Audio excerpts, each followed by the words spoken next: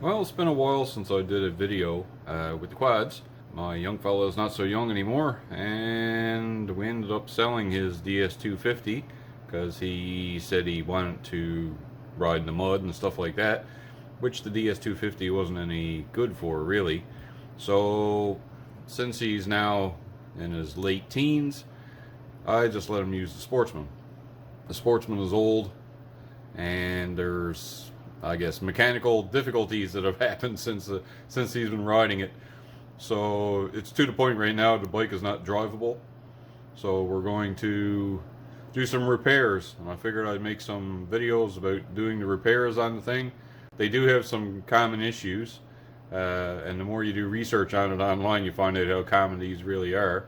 Also, not really expensive to repair, luckily. Now, I got a problem with the front differential, and this thing also doesn't keep running. It actually backfired so bad it blew the intake off of the fuel injection carburetor unit.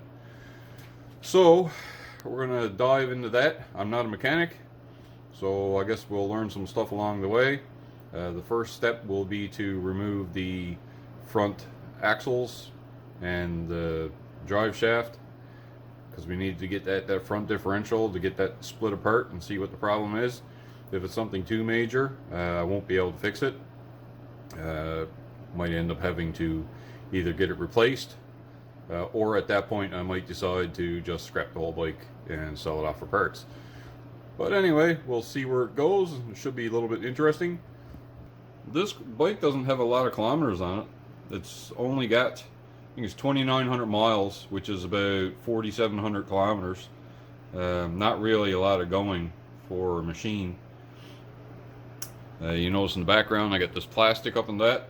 It's minus 15 degrees Celsius out, which is around 5 degrees Fahrenheit. I decided to block off half the shed. There's no point in heating up the whole space, and I only got electric heat here, so we'll work in our little area here, and over the period of weeks or months or whatever, we'll see if we can get this thing up and running. And I'll do all the videos in little segments, and this one here is just the introduction to what we're going to be doing. So the very first thing will be to remove tires and all of the stuff down here associated with the axles and whatnot, and we'll just take it one step at a time. Alright, and I'm doing this on my phone. My fancy cameras and all that I used to wear on my helmets have all bit the dust. I ride motorcycle in the summer, and I guess after a period of time they just gave up the ghost. So lots of issues. Anyway, we'll get diving into this project shortly.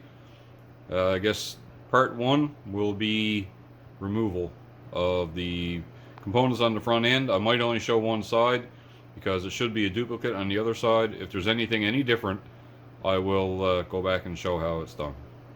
Alright, thanks for watching.